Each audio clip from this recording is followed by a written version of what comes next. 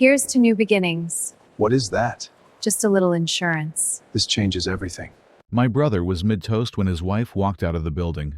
200 people in the room. Champagne raised.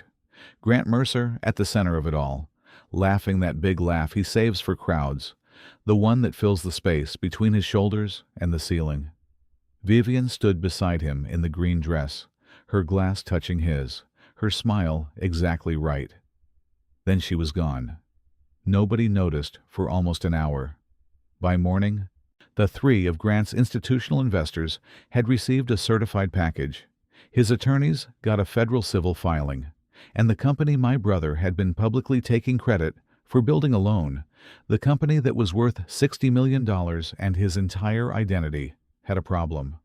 The problem had a name. It was the same name on the original patent application. His wife's. My name is Dana Mercer. I'm Grant's younger sister by 6 years, in which means I grew up watching him be the sun that everything in our family orbited. Our parents were both from old Chicago money, not Pritzker level, but the kind of comfortable, established North Shore wealth that comes with a lakefront property in Winnetka, a membership at the right club, and an absolute certainty that the family name means something. Grant absorbed all of that certainty and turned it up. By the time he was 35, he had founded a logistics technology company called Mercer Path, taken it through 2 rounds of funding, and positioned himself as one of Chicago's most interesting emerging figures in the tech business space. He did a profile in cranes. He spoke at a Northwestern event. He got invited to the right dinners. And at every single one of those dinners, every profile, every speaking opportunity, he told the same story. I built this from nothing. 3 years in my home office. Just me and the code and the vision. I heard that story so many times, I could have told it myself. The thing about a story told often enough is that eventually you stop questioning whether it's the whole truth. I met Vivienne Calloway the summer Grant brought her to the lake house. She arrived in a white linen dress with her hair down and bare feet the second she hit the dock. And she sat cross-legged on the end of it, eating one of my mother's deviled eggs and asking my father about the structural history of the boathouse, like she'd known him for years. I liked her immediately. That's important to say up front, because I need you to understand that what I'm telling you is not the account of someone who always suspected something. I liked her before I knew anything. I liked her because she was real in a way that the women Grant usually brought to the lake house were not. Real in the way of someone who reads actual books and has actual opinions and will tell you what she thinks about something without first checking whether it's the thing you want to hear. She had an MBA. She'd worked for 4 years at a systems consulting firm in Chicago before she met Grant. She was smart in the specific, a useful way of someone who understands how complex things fit together. She and Grant got married 2 years after the doc introduction. I was her maid of honor. I gave a toast that made people cry in the good way. I meant every word of it. What I didn't know, what none of us knew, was what had happened in the 18 months before the wedding. Here's what I've pieced together since. I'll tell you the true version, not the one Grant told. When Grant first had the concept for Mercer Path, a logistics routing platform that could optimize supply chain movement in real time, he was 32 and had the vision and the energy and absolutely none of the technical architecture to build it. He knew what he wanted the system to do. He had no idea how to make it do that. Vivienne did.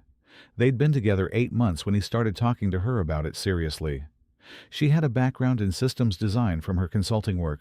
She sat with him through 3 months of late nights at the kitchen table of his Lincoln Park condo, working through the structural logic of the platform, building the framework that would eventually become its core functionality.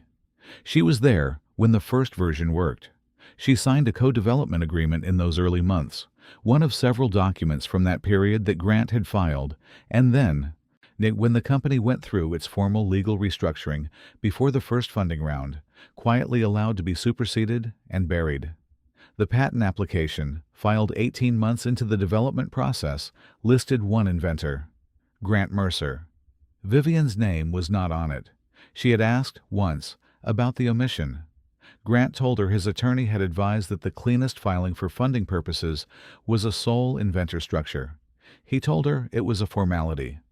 He told her it didn't change anything between them. They got engaged 6 weeks later. She said yes, and then she started keeping copies of everything. I found out about the file on the night of the gala, not before. Not because Vivienne told me in advance. She didn't tell anyone in advance, which, the more I understand her, is completely consistent with who she is. Vivienne does not preview her moves. She finishes them. And the Mercer Foundation annual gala was held at a private event space in the Gold Coast, the kind of venue that Chicago money uses for the events it wants to feel historic without being stuffy. High ceilings, cream walls, gold sconces, chandeliers that catch every glass in the room. The foundation was Grant's charitable vehicle. Technically, though anyone who'd paid attention knew that Vivienne ran the donor relationships that made it function. It was Mercer Path's 10th anniversary. Grant had been positioning this gala for months as his moment, the celebration of a decade of what he'd built, the milestone that would cement his place in the Chicago business and philanthropic world. He'd had the invitations redesigned. He'd worked with the caterer on a special menu. He'd arranged for remarks from 2 city figures who owed him favors. He was, that night, completely in his element. I arrived at 7 and found him at the center of the main room. He already holding court with a circle of people, already in full performance mode, the shoulders back, the laugh calibrated, the hand gestures that communicated ease and authority simultaneously. Vivienne was beside him in the green dress. I noticed her from across the room before I'd even fully processed the space. The green was striking, deep, saturated, the kind of color that reads as a choice rather than an accident. She had diamond earrings and her hair down. She looked like someone who had decided, very deliberately, what they wanted to look like tonight. She caught my eye and smiled. Real. Not the performance smile she used for the room. Something about that smile should have told me something. In retrospect, it did. I just didn't know what to do with the information. I got a glass of champagne from a passing tray and made my way over. "You look extraordinary," I told her. "Thank you." She kissed my cheek. She smelled like the same perfume she always wears. Something clean and a little warm. Sandalwood, maybe. Nothing complicated? "Big night," I said. "It is," she said. She glanced at Grant, who had not registered my arrival because he was in the middle of an anecdote. Then she looked back at me. "I'm glad you're here, Dana." The way she said it. Not nice to see you, or good you could make it. I'm glad you're here. "Is everything okay?" I asked. She looked at me for a moment. Direct. Those dark eyes that always make you feel like she's assessing the exact weight of the question. "Everything's exactly as it should be," she said. She touched my arm once, light, and turned toward a donor couple who had just arrived. The champagne toast happened at 8:30. Grant took the microphone himself, of course he did, and delivered 8 minutes of remarks about the foundation's impact and the company's growth, and the decade of work that had brought them all to this room. And he was good at it. He always had been. The room was with him. I watched Vivienne through most of it. She stood at his side with her glass raised and her expression, appropriately, admiring. The room saw a wife celebrating her husband's milestone. I saw something quieter than that, something careful, something almost finished. Their glasses touched. The room applauded. I looked away for 30 seconds to respond to something the woman beside me said. When I looked back, the green dress was gone. I thought at first she'd gone to the restroom. Then 15 minutes passed. Then 25. I drifted through the room, checking the side spaces, the corridor toward the coat check, the small terrace off the east wall. No green dress, no Vivienne. Grant hadn't noticed. He was deep in conversation with 2 men I recognized as tech investors, one hand in his pocket, fully occupied with the performance of himself. I texted her, "Where are you?" No response for 12 minutes. Then, "I'm fine. You stay for the dinner. Call me tomorrow." I stood in the corridor outside the main room with my phone in my hand and the noise of the party behind me and a feeling in my chest that I couldn't name yet. "Call me tomorrow." Vivienne didn't say things like that without meaning something specific by them. I went back in. I sat through dinner. I watched Grant work the room for another 2 hours, charming and laughing and celebrating, never once wondering where his wife had gone. I drove home at 11, with that unnamed feeling still sitting in my chest. At 7 the next morning, my phone rang. It was Grant. He wasn't laughing. Grant called at 7:03. I know the exact time because I looked at my phone when it rang, and the number registered before my brain was fully awake, and I had the specific half-asleep thought that Grant never calls before 9, which meant, whatever this was, it wasn't a casual morning check-in. "She filed," he said. "No hello." I sat up. "Yeah, what?" "Vivienne." His voice had a quality I hadn't heard in it before. Not anger yet. Something underneath anger. The thing that lives there before the anger arrives, when a person is still trying to process the shape of what's happening to them. "She filed some kind of—" "My attorney just called me. There's a civil filing, a federal civil filing, and something with the patent office." A pause. "Dana, what did she say to you last night?" "Nothing," I said. "She said call me tomorrow." Silence. Grant, what's in the filing?" "I don't—" He stopped. I heard him exhale. "My attorney is on his way over. He said not to say anything to anyone until he gets here." Another pause. "Did you know? Did she tell you anything?" I thought about the green dress, the specific smile across the room. "I'm glad you're here, Dana." "No," I said. "She didn't tell me anything." That was true. I hung up and sat on the edge of my bed in the early morning quiet of my Wicker Park apartment and thought about Vivienne walking out of that gala at 8:45 with 200 people in the room and nobody noticing. Not even her husband, especially not her husband. I called her at 7:15. She picked up on the second ring, which told me she'd been awake for a while. "Dana." Her voice was calm. The same voice she uses when she's explaining a complex thing simply. "Yeah, Vivienne." I didn't know where to start. "Are you okay?" "I'm completely fine," she said. "I'm at the Waldorf. I checked in last night." The Waldorf. 3 blocks from the event venue. She'd been that close the whole time. "Grant is—" "I know what Grant is," she said, not unkindly, just factual. "Can you tell me what's happening?" A pause. I heard the small sound of a coffee cup being set down. "I filed a co-inventor correction petition with the USPTO yesterday afternoon," she said. "Yeah, before the gala. It was already submitted when we were in that room." Another pause. "I also filed a civil complaint in Cook County for misappropriation of intellectual property and fraudulent omission in the original patent application." I stared at my bedroom wall. "And the investors?" I said. I'd heard Grant mention investors on the phone. 3 of Mercer Path's institutional investors received a certified package this morning. It contains the co-development agreement from 11 years ago, the original system architecture documents with my notes, correspondence from that period showing my substantive contribution, and a summary of how the patent filing omitted my name. Her voice was steady and thorough, like she was walking me through a project plan. They deserve to know. They've built significant positions on the basis of a founding narrative that isn't accurate. The morning light was coming through my window. A pigeon was doing something on the fire escape. The world outside was moving at its normal Saturday pace, with no idea what was happening in it. "Vivienne," I said. "Yeah." "How long have you been planning this?" The pause this time was different, longer, the kind that carries something real in it. 3 years, she said. She agreed to meet me for coffee. Not at the Waldorf. Somewhere neutral, she said. Somewhere that wasn't Grant's world. We met at a place in River North I'd been to twice, small and warm. The kind of coffee shop that smells like roasted beans and old wood and takes its espresso seriously. She was already there when I arrived, still in the green dress.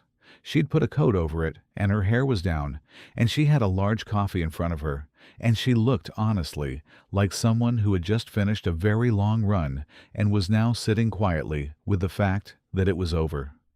I sat across from her. We looked at each other for a moment. "Before you say anything," she said, I need you to know that I understand if this is complicated for you. He's your brother." "He's my brother," I said. "And you're You've been my family for 8 years. She nodded, wrapped both hands around her coffee cup. Tell me from the beginning, I said. She did. She started with the kitchen table in Lincoln Park, the condo Grant had before they moved to the Winnetka house. Small by his current standards. A converted 2-bedroom with good light and a kitchen island that they'd used as a desk during those first months of building the platform. He had the concept completely, she said. I want to be accurate about that. The vision was his. What the platform should do. What problem it solved. Why it mattered. That was Grant. She looked at her coffee. But a vision and a functional system are two different things.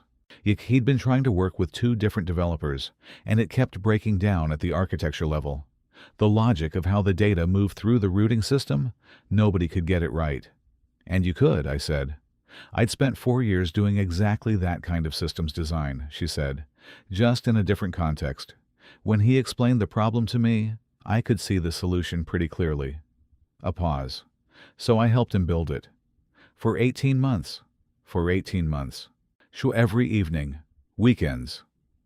I drew the original data flow diagrams on paper on that kitchen island. I wrote the functional specification that the final developer worked from. I was in every technical meeting. She looked at the window. I was there when it worked for the first time. We opened a bottle of wine we'd been saving and sat on the floor of that kitchen, and I cried a little because we'd been trying to get that one piece of the routing logic right for 6 weeks, and it finally ran clean. Her voice was even through most of this. But at that last part, the wine, the floor, the 6 weeks of trying, something moved underneath it. Quick, contained. She took a sip of coffee. Then he started talking to investors, she said, and the attorney got involved. And there was a restructuring conversation about the IP ownership and the patent filing. She set the cup down. He told me it was cleaner for funding purposes to have a sole inventor on the patent, that it was a formality, that between us, it didn't change anything. Did you believe him? I believed he believed it, she said carefully. I think he told himself it was a formality. I think it was easier than the alternative, which was acknowledging that what he'd built wasn't entirely his. Something in my chest tightened, because I knew Grant, and she was right. That was exactly how he would have processed it. So why didn't you fight it then? I asked. She looked at me. Because I loved him, she said simply, and I thought it would work itself out. And I was 29, and I wanted to believe that the man I was going to marry was the person I thought he was. She looked back at the window. Yes, then years passed, she said, and the company grew, and every profile, every speech, every dinner party story, it was always the same. Just him, just Grant, the sole founder, the sole visionary, the sole inventor. She picked up her coffee again. I stopped being a person in the story of my own life's most significant work. I became an accessory to his. The coffee shop hummed around us. Someone's espresso machine ran. The door opened, and cold air came in and went. Gee, and you kept copies, I said. From the beginning, she said.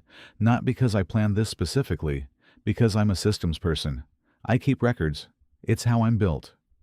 I need to tell you about Rachel Odom, because the woman in the red dress, the one standing in the back of the room at the gala, the one the red arrow would have pointed to if you'd been watching, was not a coincidence. Rachel was a senior partner at an intellectual property law firm in Chicago. Vivienne had been introduced to her through a mutual contact 3 years earlier at a completely unrelated function. They'd had coffee once, talked about IP law in a general way, kept in loose touch. 2.5 years ago, Vivienne called her. Rachel had spent the following months working through every document Vivienne had kept, the co-development agreement, the original architecture notes, the functional specification, the email correspondence from the development period, on the meeting notes, the developer contracts that referenced Vivienne's specification documents by name, and the patent application, the one that listed Grant Mercer as sole inventor, alongside the USPTO records that showed no correction had ever been filed. She was at the gala because she wanted to see it, Vivienne told me. The beginning of it. She'd been working on this for a long time. She wanted to be in the room when it started. Vivienne's mouth did something. Not quite a smile. I told her to wear something she'd remember. I thought about Rachel in the red dress, standing at the back of the room, watching Grant raise his glass, watching Vivienne raise hers, watching the toast that was also a goodbye. She submitted the USPTO petition yesterday at 3:17, Vivienne said. I was in the car on the way to the gala when she confirmed it had been received. I sat back in my chair. I thought about Vivienne arriving at the gala that evening, already done, in the filing already submitted, the investor packages already prepared and ready to go out the following morning, every piece already in motion. And she'd walked in and stood beside her husband and raised her champagne glass and smiled. You were already finished, I said, when you walked into that room? Yes, she said, but you stayed for the toast. She was quiet for a moment. I built something real in that company, she said, in something that worked and that mattered and that I gave 3 years of my life to. She looked at me directly. I wanted to be in the room one last time as someone who knew the truth about it, before everyone else did. The morning was getting brighter outside the coffee shop window. Chicago doing its Saturday thing. People walking dogs, a jogger on the sidewalk, a couple at the corner waiting for the light. What happens now? I asked. Now the process runs, she said. Whoa, the USPTO reviews the petition. The civil case moves through Cook County. The investors ask questions. She picked up her cup. Rachel says the co-development agreement alone is significant. The functional specification with my name on it is significant. The email chain where Grant's developer explicitly references my architecture documents is, she paused. Rachel used the word devastating. Something shifted in my chest. Not toward Grant, not away from Vivienne. Said just the feeling of a thing that has been wrong for a long time being named, finally, out loud. Vivienne, I said. She looked at me. I'm sorry, I said. I should have. I didn't know. But I also didn't ask. And I should have asked. She looked at me for a long moment. You didn't know, she said. That's different. I still should have asked. She reached across the table and put her hand over mine for a second. You're asking now, she said.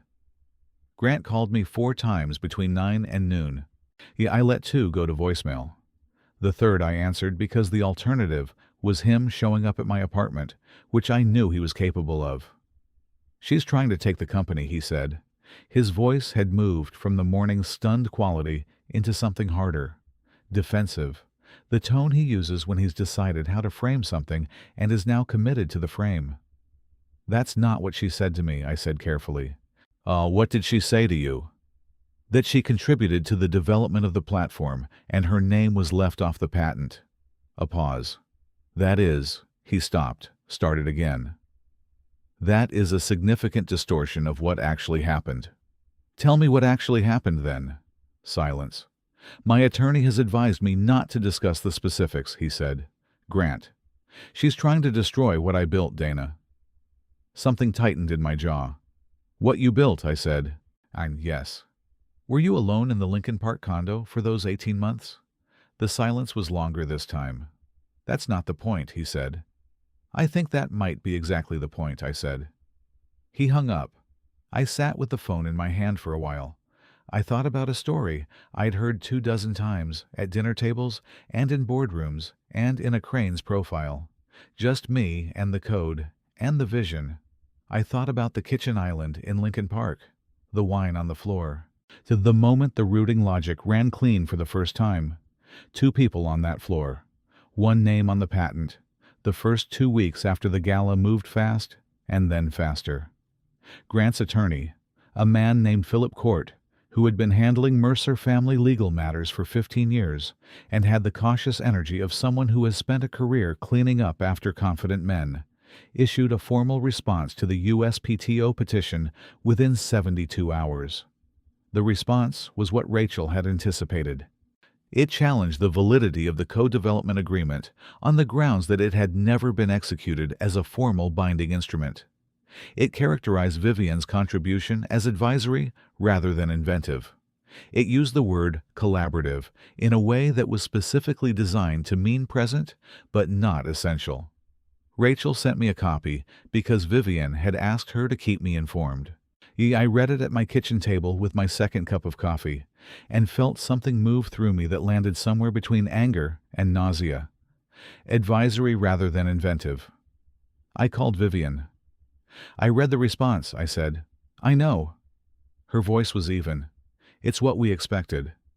The word advisory is doing a lot of work that the documents don't support, she said. Rachel's going to let the functional specification respond to that characterization. The spec is 47 pages, Dana. It's not advisory. You don't write 47 pages of technical architecture documentation in an advisory capacity. I hadn't known about the 47 pages. Can I read it? I asked. A pause. Why? Not suspicious, genuinely curious. Because I want to understand what he took, I said. She sent it to me that afternoon. I'm not a technical person.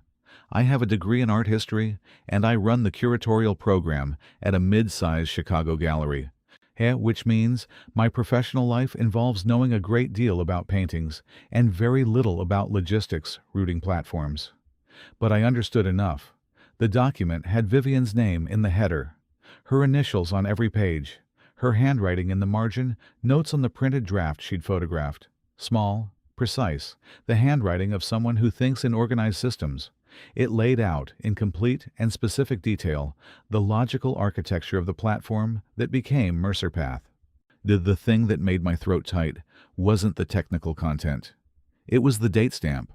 The document was dated 14 months before the patent application, which meant it existed, fully formed, before Grant had anything to file.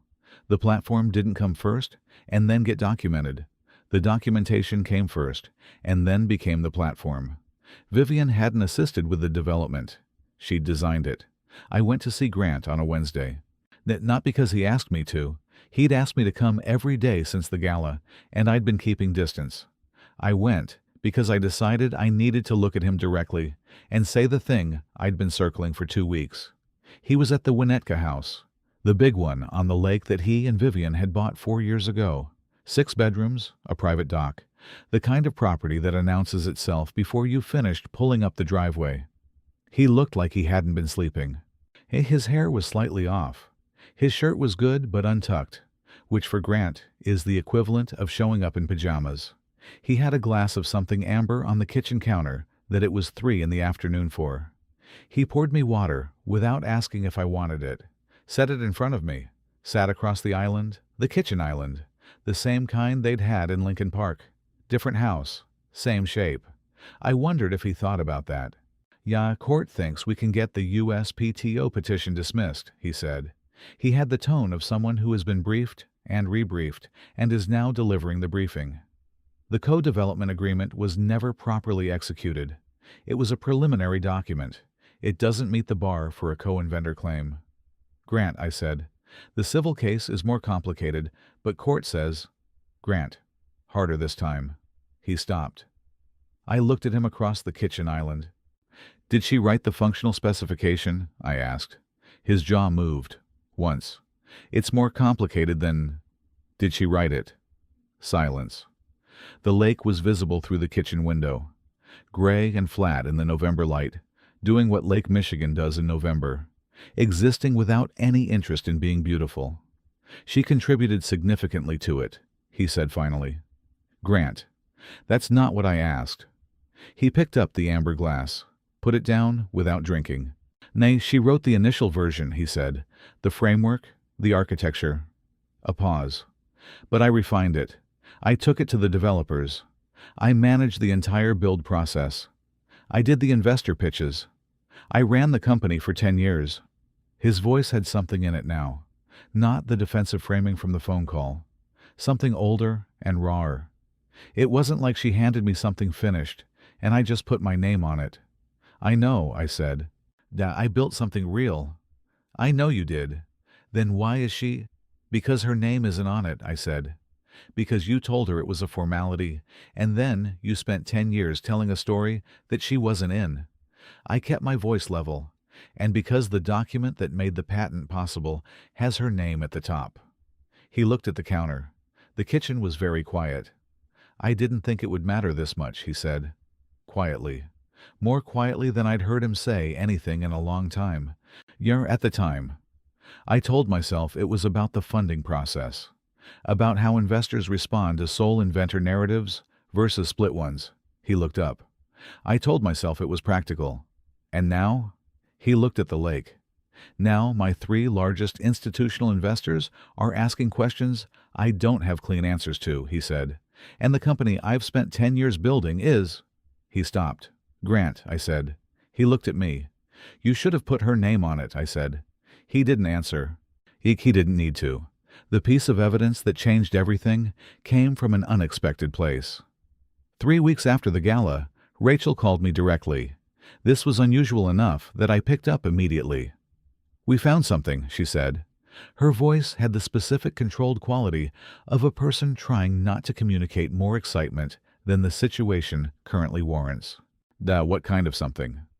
"The developer Grant hired to build the platform, the one who worked from Vivienne's specification. His name is Carl Whitmore. He's retired now. He lives in Tucson." A pause. "He kept his working files." My hand tightened on the phone. "What's in the files?" "Correspondence," Rachel said, "between him and Grant during the build process. 14 months of emails." Another pause. "In 31 of those emails, a Grant references Vivienne's specification documents directly. In 11 of them, he forwards her written notes to Carl as direction. In 4 of them..." Rachel stopped for a second. "In 4 of them, Grant explicitly refers to the specification as Vivienne's work. Not in a general sense. He uses the phrase, Vivienne's architecture, in 3 separate emails." The room went very still around me. "Vivienne's architecture?" I said. "In his own words. In writing. To the developer who built the platform." Rachel's voice was steady. "Grant's attorney is going to argue that the co-development agreement was informal and non-binding. He's going to argue her contribution was advisory. He cannot make that argument while those emails exist." I sat down. I hadn't realized I was standing. "Does Vivienne know?" "I'm calling her next," Rachel said. "I wanted to tell you first because..." A pause. "Because I think you're going to need to decide something soon, Dana. You about where you stand? The civil case is going to ask you directly. And so is your brother." I sat with that. "How did you find Carl Whitmore?" I asked. Vivienne remembered his name, Rachel said. "She was in the meetings where Grant hired him. She was there when Grant walked him through the specification. Her specification." A brief pause. "She remembered everything. She remembered everything from that whole period. She's had 11 years to remember it. Grant called that evening. I knew from the timing, 7:40, the same time his attorney typically ended his day, that court had already briefed him, that they knew about Carl Whitmore and the emails. I let it ring, stood at my apartment window and watched the street below, and let it ring through to voicemail. His message was 40 seconds long. His voice was controlled in the effortful way. He said he needed to talk to me. He said things were being taken out of context. Yeah, he said family needed to stay together through difficult situations. Family needed to stay together. I thought about Vivienne at the Lincoln Park kitchen island, the wine on the floor, the rooting logic running clean for the first time. I thought about Grant's voice saying just me and the code and the vision at 200 different dinner tables while his wife sat beside him. I thought about 47 pages with her name at the top and her initials on every page and her handwriting in the margins. I thought about Vivienne's architecture, in his own words, in writing. I called Vivienne. She picked up on the first ring. "Rachel told me," I said. "Yeah." Her voice was quieter than usual. Not sad, something more complex than sad. "How are you?" I asked. A pause. "I've been better," she said. "I've been a lot worse." She took a breath. Mostly I feel like I've been holding something very heavy for a very long time, and I can feel it starting to shift, which should feel like relief." Another pause. "It mostly just feels like a lot." "Yeah," I said. "It would." Silence for a moment. The comfortable kind. The kind you can only have with someone you've known long enough. "Dana," she said. "Yeah." "Grant's going to ask you to testify, if this goes to full civil proceedings, about what you know. And about what you've seen over the years. Her voice was steady. I need you to know that whatever you decide, I understand it. He's your brother. My chest tightened. Vivienne, I said. I mean it, she said. I'm not... Vivienne, I stopped her. Stop making it easy for me to do the wrong thing. Silence.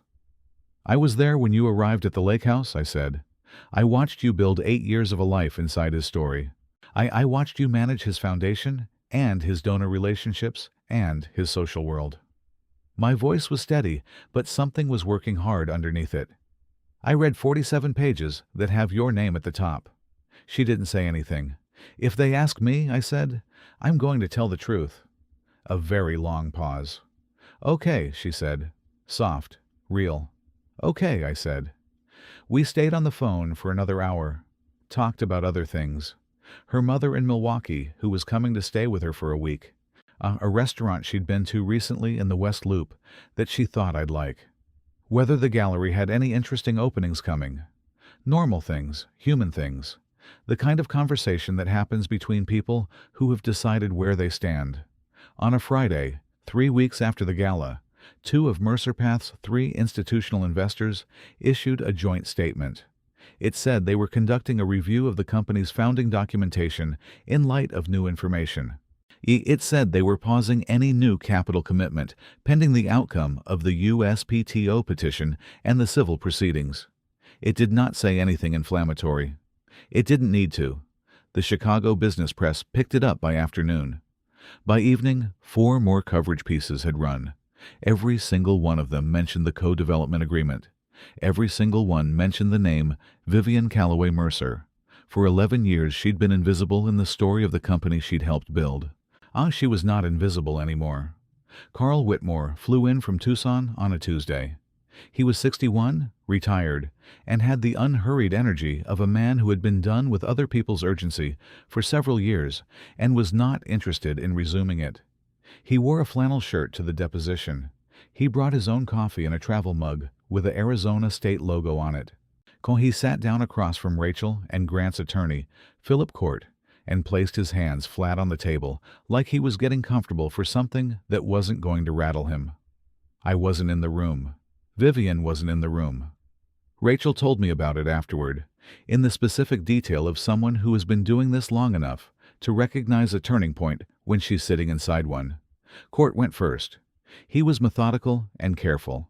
He trying to establish that Carl's use of the specification documents was routine, that developers work from client-provided briefs all the time, that the documents Vivienne had produced were direction rather than invention. Carl listened to all of it politely.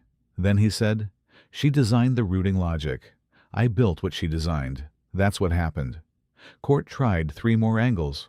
Carl's answer was a variation of the same sentence each time. Not combative, not performing. Just a man who had built something from a blueprint and knew exactly whose blueprint it was. In your professional assessment, Rachel asked during her portion, were the documents provided by Vivienne Calloway Mercer functional specifications or directional briefs? Carl looked at Rachel. In 14 years of development work, he said, I never had a client provide me with anything close to what she gave me. That was a full architecture. And that was an engineer's work. He picked up his travel mug. I told Grant at the time he was lucky she was involved. Rachel told me later that Court had been writing something on his notepad when Carl said that last part, that he'd stopped writing, that the pen had just stayed on the paper without moving for a moment.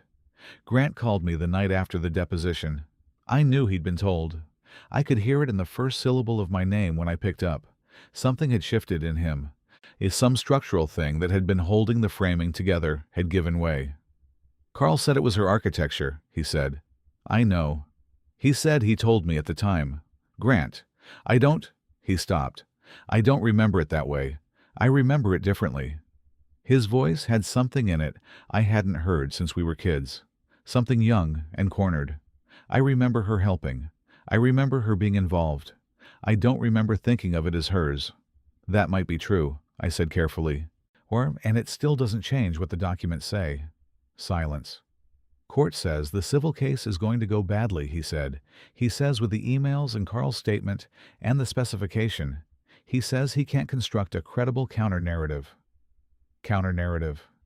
The phrase landed in my chest like something cold. Not a defense. Not a truth. A narrative. Grant, I said. Has Court said anything about settlement? A long pause. He raised it, Grant said. Oh, I told him no. Why? Because settling means admitting she's right. I closed my eyes for a second. She is right, I said. The silence after that was the longest one yet. I saw Vivienne twice in the weeks between the deposition and the civil hearing. The first time was for dinner at a place in Lincoln Square that she chose, a small Italian spot. Cash only, the kind of place that doesn't try to be anything other than what it is. We ate cacio e pepe, and drank a carafe of house red, and talked about the case only obliquely, the way you talk around the thing that's taken over your life when you need a few hours of not being inside it. She was staying in a furnished apartment in Lakeview. Temporary, practical. The apartment had good light, she said, and was close to the lake, which she'd been walking along in the mornings. Do you miss the house? I asked. She thought about it. I miss the dock, she said. I always liked the dock in the morning. She twirled pasta onto her fork. The house I can let go of. It was always more his than mine. You decorated it, I said. I decorated his house, she said. Not bitterly, just the distinction. I looked at her across the small table. What do you want? I asked. If you could draw a line under all of this and decide what the outcome looks like, what do you actually want? She set her fork down. My name on the patent, she said. Formally. Officially. Oh, in the public record. She looked at the table. Not money, not the company. My name on the thing I helped build. She looked up. I want the record to be true. Something in my chest went very quiet. That's it, I said. That's everything, she said. The second time I saw her was the morning before the civil hearing. She called at 7 and asked if I wanted to walk. I said yes. We met at the lakefront path near Montrose and walked north in the cold. The lake doing its winter thing beside us, gray and choppy, the wind off it sharp enough to make your eyes water. We walked for 20 minutes before either of us said anything significant. Are you ready for tomorrow? I asked. Yes, she said. Are you nervous? She thought about it honestly, the way she always does. I'm not nervous about the case, she said. Rachel knows this file better than anyone. The documents are what they are. She pulled her coat tighter. I'm nervous about seeing him. In a room where neither of us can... She paused. Where we just have to sit with what happened. 8 years, I said. 8 years, she said. We walked a while more. Dana, she said. Yeah. Thank you for what you're doing tomorrow.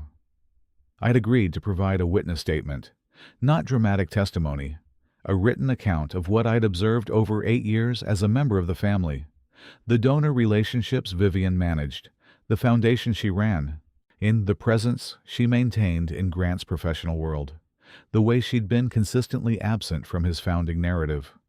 I'm telling the truth, I said. That's all. I know, she said. That's why it matters. The lake was loud beside us. The wind pushed off it in cold, flat gusts. He called me last night, I said. She didn't react, just kept walking. He asked me not to submit the statement, I said. He said it was a family matter, and family stays together. She was quiet. What did you say? She asked. I said I'd see him in court, I said. She made a sound, short. She pressed her lips together, looked at the lake. I'm sorry, she said, that it's put you here. Don't be, I said. I put myself here. I had 8 years to ask the right questions, and I didn't. I looked at the water. This is me asking them late. The civil hearing convened on a Thursday morning in Cook County. The courtroom was smaller than I'd imagined.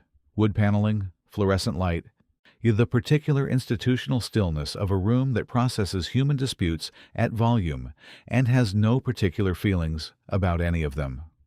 Judge Patricia Osei presided, 53, precise, with reading glasses on a thin chain, and the focused patience of someone who has heard every variety of argument and is interested only in what the documents say. Grant was already seated when I arrived, at the defendant's table, with Corte and two associates. He was in a dark suit, hair done, jaw set. He looked like the version of himself he puts on for important rooms. He looked at me when I came in. I sat on Vivienne's side of the gallery. He looked back at the front of the room. Vivienne came in 2 minutes later with Rachel. She was in a dark navy blazer, hair back, the functional specification in a binder under Rachel's arm. She sat at the plaintiff's table and opened a notebook and wrote something at the top of a clean page without looking around the room. I watched her. She did not look at Grant. Not once in the first 20 minutes. Not when the clerk called the case. Not when Judge Osei reviewed the filings. Not when Court made his opening remarks. She looked at Rachel. She looked at her notes. She looked at Judge Osei. Grant, I noticed, kept looking at her. Rachel's presentation of the evidence was methodical and complete. She walked Judge Osei through the timeline, the development period, the co-development agreement, the functional specification, the email correspondence where Grant used the phrase Vivienne's architecture in writing to Carl Whitmore. She entered Carl's deposition statement. She entered the original patent application alongside the specification document, showing the direct correspondence between Vivienne's architectural framework and the claims in the patent. She was unhurried and exact. Every document cross-referenced, every timeline annotated. When she sat down, the room had the quality of a space where something has been made undeniably clear. Court stood. He argued that contribution did not equal invention under patent law. He argued that the co-development agreement lacked the formal execution requirements for binding co-inventor status. He argued that Grant's decade of development, funding, and operational leadership represented the true inventive contribution. He was good. He genuinely was. But every time he argued that Vivienne's role was less than inventive, the 47-page specification sat on the exhibit table and said otherwise. Judge Osei interrupted him twice, both times to ask about the emails. Both times Court's answer required more words than a clean answer should need. The moment that broke something open happened at 11:40. Judge Osei had been reviewing the email exhibits during a brief recess. When she returned, she looked at Court over her glasses. "Yo, counsel," she said. "I'm looking at Exhibit 14. This is an email from your client to the developer, Carl Whitmore, dated approximately 8 months into the development process." She read from the document. Carl, attaching Vivienne's architecture notes for the routing module. "Her solution to the cascade problem is what we need to implement here. Build from this." She looked up. Her solution. Her architecture. In your client's own words, to the person building the platform. A pause. "Can you help me understand how we characterize the contribution as advisory in light of this?" Court stood. He spoke for 2 minutes. I watched Grant while Court spoke. Grant was looking at the exhibit, at his own words on the screen, at the phrase "her solution" in an email he'd written 11 years ago, and had probably not thought about since. Something in his face did the thing I'd seen at the kitchen counter in Winnetka. That movement, underneath the surface. In the thing that lives below the framing when the framing finally runs out. He looked like a man reading something true that he'd successfully not looked at for a very long time. Court finished speaking. Judge Osei looked at the exhibit for another moment. Then she looked at Vivienne. "Ms. Calloway Mercer," she said, "you've been waiting 11 years for this room." It wasn't a question. Vivienne looked at the judge. "Yes, Your Honor," she said. "I have." Judge Osei nodded once. I looked back at her documents. I looked at Grant. His hands were flat on the table in front of him. His jaw was working. His eyes were somewhere that wasn't the courtroom. Somewhere older, something that looked like Lincoln Park and a kitchen island and a bottle of wine on the floor. He knew. He'd always known.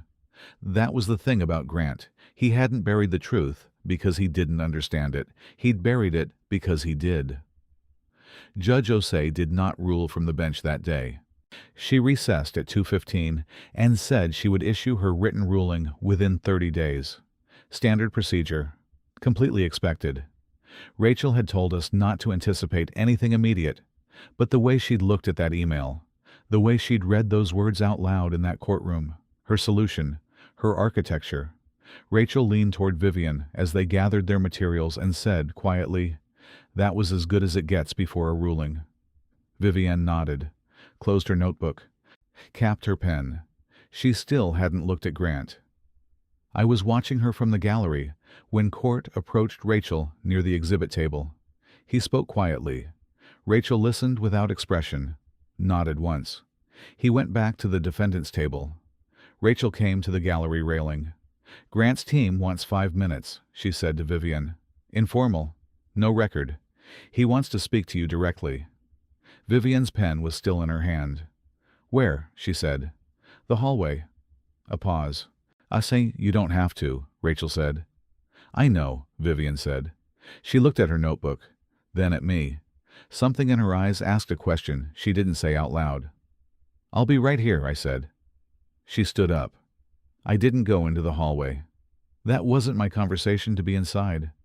Some things need to happen without witnesses, without the weight of someone else's presence shaping the words. I stayed in the gallery and watched the courtroom empty around me, clerks gathering files. Yet the court reporter packing up, the overhead lights doing their flat institutional hum. Rachel sat beside me.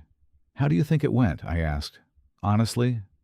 She looked at the exhibit table where the specification binder still sat. "I think Judge Osei read those emails before this morning. I think she'd already formed a significant view."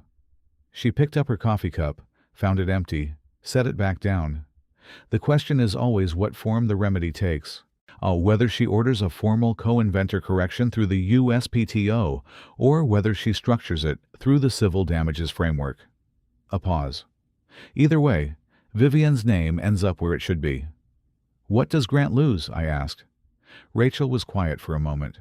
"Sole inventor status on the foundational patent," she said, "which means the founding narrative of the company changes, which means every piece of press, every profile, in every speech where he said, 'I built this alone,' all of that is in the public record alongside a court ruling that says otherwise." She paused. "The company itself survives. The platform works. The business is real. He built something genuinely significant." She looked at the exhibit table. "He just didn't build it alone." The courtroom was mostly empty now. The fluorescent lights hummed.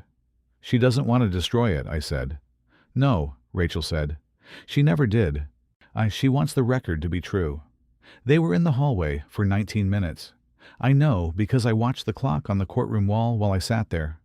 The kind of watching you do when you're not really tracking time, but your brain needs something to measure. When Vivienne came back in, she walked to the plaintiff's table and picked up her notebook and her coat and her bag with the deliberate movements of someone who is holding something carefully. She didn't sit back down. She looked at me. "Ready?" she said. "Yeah," I said. We walked out together, past the defendant's table where Court's associates were still packing up files, through the heavy courtroom doors into the hallway. Grant was standing at the far end of the corridor, near the window that looked out over the gray November street below. Hands in his pockets, not on his phone, not talking to Court, just standing. He looked up when we came out. His eyes went to Vivienne first, then to me. I looked back at him. He looked like someone standing in the aftermath of something, not destroyed, not collapsed, but changed in the specific way of a person who has spent a morning watching the story they've been telling about themselves not hold up to close examination. He nodded at me. I nodded back. Then he looked back at the window. We walked to the elevator. Outside the courthouse, the air was sharp and cold, a real Chicago November working itself up to something worse. The street noise came back up around us. Traffic, a bus, someone's conversation going past. Vivienne stopped on the courthouse steps. She tilted her head back slightly, eyes up at the gray sky. I stood beside her. "What did he say?" I asked. "In the hallway, if you want to tell me." She was quiet for a moment. "He said he was sorry," she said. "He said it the right way, not the way where it's actually about him." She paused. He said he knew at the time. That's the thing. He said he knew at the time that it was more than what he called it.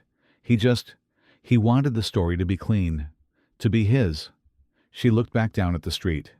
He said he told himself it was practical, and then he said it so many times, it started to feel true. Does that help? I asked. A little, she said. Honest. Not enough to change anything, but a little. We stood on the courthouse steps. He said something else, she said. What? She looked at me sideways, and something in her face that I hadn't seen in weeks. Lighter, the particular lightness of something almost over. He said you were always more like me than like him, she said. He meant it as a complaint. I looked at her. That's the nicest thing he's ever done for me, I said. She laughed. Real. Short and real, and completely her. The first real laugh I'd heard from her since before the gala. But here's what I didn't tell her that day on the courthouse steps. What I didn't tell her was what I'd seen in the hallway when I walked past Grant on my way to the elevator. I'd looked at him at the window, and I'd seen my brother, not the Grant who gives speeches at galas and says I built this alone at 200 dinner tables, but the Grant from before all of that. The one who used to call me from college when he was stuck on something and needed someone who would tell him the truth. The one who cried at our father's funeral in the front pew with no attempt to hide it. He looked like that Grant, standing at a courthouse window at 46 years old, looking at a street he wasn't seeing, with the specific expression of a man who has just watched the version of himself he'd been performing for a decade not survive the scrutiny of a Cook County courtroom. That cost something, not my sympathy. I was clear-eyed about what he'd done, but my recognition.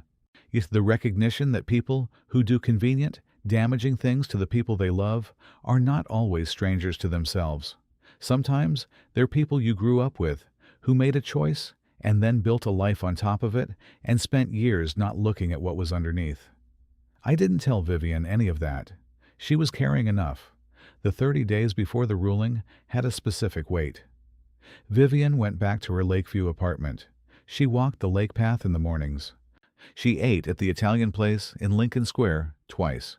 She called her mother in Milwaukee every evening. I visited on a Sunday and we made pasta from scratch at her kitchen counter, which she'd apparently learned to do during the marriage and found meditative, and we listened to a Sod album she had on vinyl and talked about everything except the case. She seemed genuinely okay. Not happy exactly, not resolved.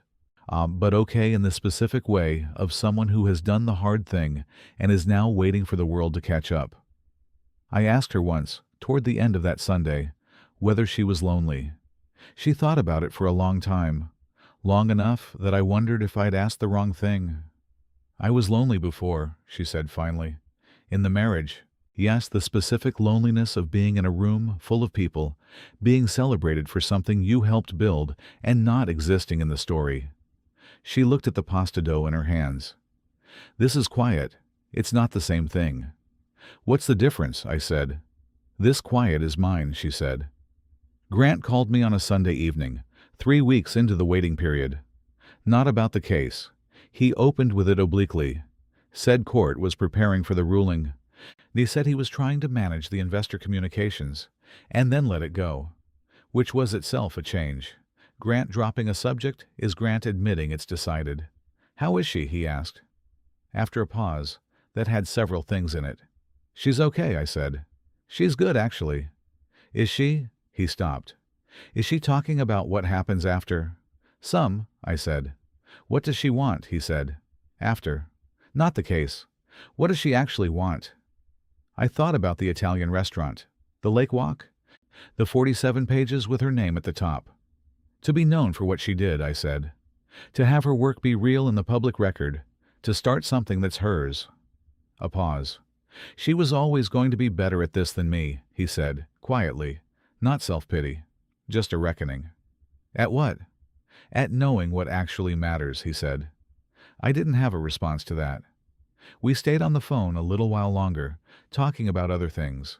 Our mother in Winnetka, who had been calling us both daily and was managing her anxiety about the whole situation by cooking elaborate meals for people who hadn't asked for them. A memory he brought up from childhood that I hadn't thought about in years. The summer our father taught us both to sail on the lake. The way Grant had been terrified the first day and wouldn't admit it. Normal things. And the phone call of two people who are related and complicated and are figuring out what that means now that the ground has shifted.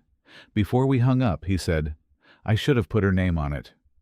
Not to me as an audience, just out loud. "Yeah," I said. "You should have." "I knew it then," he said. He stopped. "I know," I said. We hung up. I sat in my apartment in the quiet and thought about what it cost to do a convenient thing. How it doesn't just cost you the moment. How it runs a tab. How the tab accrues interest for 11 years and then comes due in a Cook County courtroom on a Thursday morning with your own emails on the evidence screen. I thought about the routing logic running clean for the first time in a Lincoln Park kitchen. 2 people on the floor. 1 bottle of wine. 1 name on what came after. The tab for that particular convenience was about to come fully due. The ruling came on a Wednesday. Rachel called Vivienne at 9:14 in the morning. Vivienne called me at 9:16. She said 2 sentences. Judge Osei ruled in our favor. Full co-inventor correction ordered. Her voice was steady, completely steady. The voice of someone who has been carrying a truth for 11 years and has just watched a federal court confirm it. I sat at my desk at the gallery, with a painting half catalogued in front of me, and my phone in my hand, and my throat doing something that made it hard to talk. "Vivienne," I said. "Yeah," she said. "Your name is on it," I said. A pause, long enough that I thought the call had dropped. Then I heard her. Not words, just the sound of a person finally, fully, putting something down. The USPTO processed the co-inventor correction 6 weeks after Judge Osei's ruling. And it wasn't instant. Nothing in Federal Patent Administration is instant. But Rachel had prepared the correction petition so completely, with the court order attached and every supporting document properly formatted, that the examiner's office moved through it with unusual efficiency. On a quiet Thursday morning, the public patent record for the foundational Mercer Path routing platform was updated. Inventors, Grant T. Mercer, Vivienne A. Calloway Mercer, 2 names, side by side, in the permanent federal record. Rachel sent Vivienne a screenshot at 8:47 in the morning. Vivienne forwarded it to me without comment. I looked at it for a long time at my kitchen table, with my coffee going cold beside me. 2 names, the way it should have been 11 years ago, the way it would now be, permanently, for as long as the patent existed in the public record, which is to say, forever. I saved the screenshot. The public response moved faster than the legal process. The Cranes ran a piece within a week of the ruling. Not a hit piece. A careful, reported account of the proceedings, the evidence, the correction. They interviewed Rachel.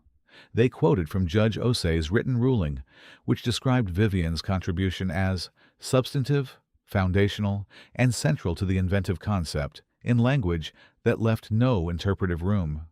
The piece ran with a photograph of Vivienne, not a photo from the Gala circuit, and not the polished version of herself she'd maintained for 8 years in Grant's world.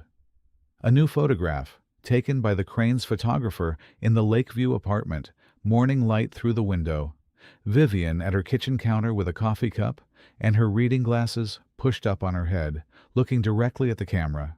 She looked like herself. Completely, fully herself. I called her when the piece went up. "Have you seen it?" I said. "Rachel sent it," she said. "The photograph," I said. A pause. "I look like I just woke up," she said. "You look real," I said. "You look like the person who wrote 47 pages at a kitchen island." She was quiet for a moment. "Yeah," she said softly. "I guess I do." Grant issued a statement through court's office. It was 2 paragraphs. It acknowledged the court's ruling. It stated that Mercer Path's success over the past decade reflected the contributions of many individuals and that the company remained committed to its mission and its clients. It did not say anything inflammatory. It did not contest the ruling.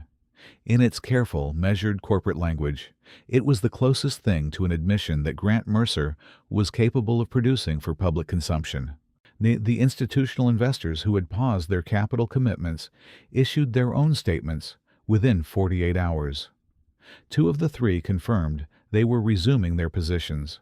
The third asked for a board-level conversation about governance before recommitting. The company survived. Grant had built something real. That part was still true. The platform worked. The client stayed. The revenue was real. He just hadn't built it alone. That part was now also true. Publicly. Permanently. Yeah, I had lunch with Grant 3 weeks after the ruling. He'd asked. I'd taken a few days before saying yes. Not as a punishment. Just because I needed to be clear in my own head about what I was walking into and what I expected to walk out with. We met at a place in the Gold Coast he'd been going to for years. One of those old Chicago restaurants with dark wood and white tablecloths, and a noise level low enough that you can hear the person across from you without effort. The kind of place that takes its time and doesn't apologize for it. He was already there when I arrived. He stood when I came to the table, which he always does, and we did the brief, awkward calculation of a hug versus a handshake that families do when they're recalibrating, and landed on a hug that was shorter than usual and real enough. We ordered. We talked about our mother, who was doing better now that the proceedings were over and had redirected her anxiety into a Thanksgiving menu of alarming ambition. We talked about a family friend who had recently retired. We talked around the center of things for the length of the appetizer. Then he put his fork down. I've been thinking about what to say to you, he said. Okay, I said. I handled this wrong from the beginning. He looked at the table, not just the patent, the marriage. In the way I built a story, and I cast her in a supporting role in her own life. He looked up. I knew she was more than that. I knew it, and it was easier to let her be less on the record because it made my record cleaner. I looked at him. I'm not looking for absolution, he said. I'm telling you because you deserve to know that I understand what I did, not a version of it, the actual thing. I picked up my water glass. What are you going to do with that understanding, I asked. He was quiet for a moment. I've asked the company to commission a proper founding history, he said. Not a legal document, an actual written history, with her contribution in it, accurately, from the beginning. He paused. I'm also having the company website updated, the founding page. He looked at his plate. Her name, her contribution, the way it actually happened. I set the glass down. Whose idea was that, I said. Mine, he said. He looked at me steadily. I'm still capable of having ideas, Dana. I almost smiled. Almost. That's a good idea, I said. It's a start, he said. I know it's a start and not a finish. We ate our lunch. We talked about other things, real things. The sailing summer came up again. I don't know why. Maybe because we'd both been thinking about who we were before all of this. And we talked about our father, and the boat, and the specific terror of the first time you're out on the lake and the water is bigger than you expected, and there's nobody to call for help. By the end of the meal, something had shifted between us. Not back to what it was. Neither of us was pretending that. But forward into something different. Something that had been through a hard thing and come out the other side still intact, which is its own kind of thing. At the door, he said, "Tell her I meant it, what I said in the hallway." "Tell her yourself," I said. He nodded. "Yeah," he said. "Eventually." Vivienne started her company in the spring. Not logistics technology, not anything adjacent to Mercer Path or its world. She went back to her original field, systems consulting, but with a specific focus she'd been thinking about for years without ever having the space to pursue it. Her firm would work with nonprofit organizations on operational infrastructure, helping institutions that had the mission but not the systems to deliver it efficiently. She called it Calloway Advisory Group, her name, her mother's name, her grandfather's name, her name alone at the top. She signed the incorporation documents on a Tuesday morning and sent me a photograph of the pen on the paper. No caption. Just the image. I framed it. Not literally. I mean, I would have framed it if I were the kind of person who framed things. Instead, I set it as my phone background for 3 months, which for me is the same as framing it. Rachel Odom had a party. Not a formal event, not a gala. A genuine party. Her townhouse in Lincoln Park. 40 people, good wine. A playlist that started with D'Angelo and moved through Lauryn Hill and landed somewhere around midnight at old Stevie Wonder. The kind of party where the food is serious and the conversations run long and nobody checks the time. She threw it, she said, because cases like Vivienne's don't get celebrated enough. Because the work that goes into them, the years of documentation, the patience, the decision to finally act, deserves a room full of people who know what it cost. The Vivienne wore a red dress, not the same one Rachel had worn to the gala, her own, deeper red, simpler cut. She arrived with her mother, a warm, round-faced woman from Milwaukee who hugged everyone she met within 30 seconds of introduction and who, when I introduced myself as Grant's sister, held both my hands and said, "You did right by my daughter. Don't forget that." I thought about that for a long time. In the party moved around us the way good parties do, conversation spilling from room to room, the music finding the right level, people finding each other across the noise. I spent a long time talking to a woman who did IP litigation in New York and had followed the case and wanted to know everything. I spent some time in the kitchen with Rachel eating something she'd made from a recipe her grandmother left her, a Guyanese pepper pot that had been on the stove since noon and had the deep, complex smell of something that has been given real time. Around 10, I found Vivienne on the back porch. Just her, in the red dress with a glass of wine, looking up at what you could see of the sky over Lincoln Park.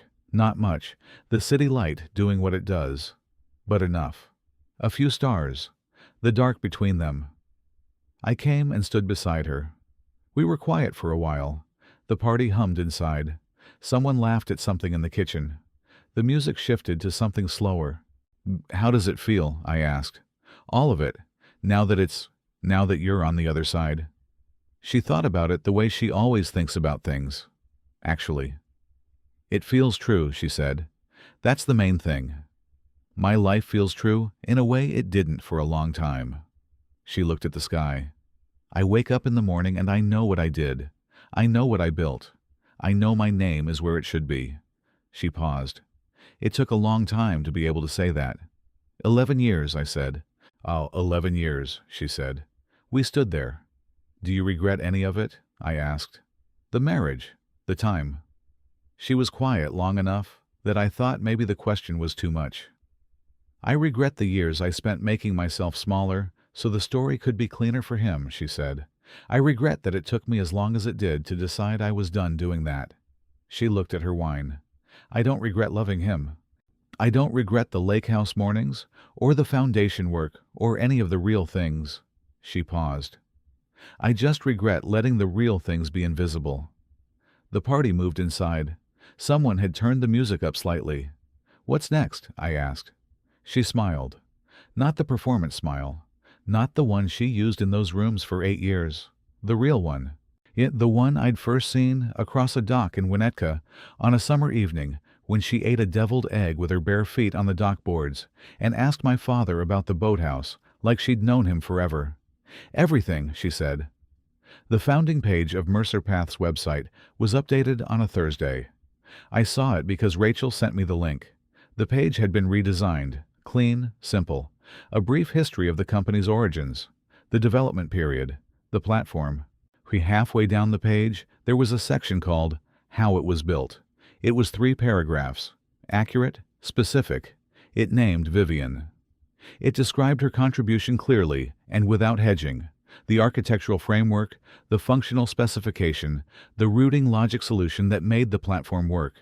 It said that Mercer Path was built by 2 people and that the public record now reflected that. At the bottom of the section was a line I read 3 times. The company acknowledges that its founding story was incompletely told for many years. This page is the complete version.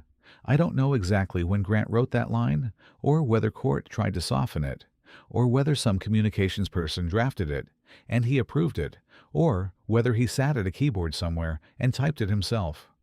I choose to believe he typed it himself, because I know my brother, and I know that under the performance and the framing and the decade of convenient narrative, there is a person who knows the difference between a thing that is true and a thing that is not. He knew that line was true. He put it there. It's not enough. It's not a finish, but it's a beginning of something that might, over time, become something worth having. I called Vivienne when I saw the page. She picked up on the second ring. "Did you see it?" I said. "Rachel sent it," she said. "The last line," I said. A pause. "Yeah," she said. I saw the last line. How does it feel?" She was quiet for a moment. Outside my gallery window, Chicago was doing its late winter thing. Gray sky, bare trees, the particular beautiful bleakness of a city that is almost ready for spring and not quite there yet. The lake was out there somewhere behind the buildings, doing what it always does. Existing. Indifferent. Enormous. "It feels like the record is true," she said. "Finally." "Finally," I said. We stayed on the phone a while longer, and she told me about a new client, a food bank in the South Side that had good infrastructure and terrible logistics systems and needed exactly the kind of help she knew how to give. She talked about them with the specific energy of someone who has found the right work, not just competent at it, but lit up by it. The kind of work that uses all of you. Before we hung up, she said, "Dana." "Yeah. I'm glad you were in that room," she said. "The night of the gala. I'm glad you saw." I thought about the green dress, the specific smile across a ballroom. "I'm glad you're here, Dana." She'd known, even then. "I was always going to be in that room," I said. "I know," she said. "That's why I'm glad."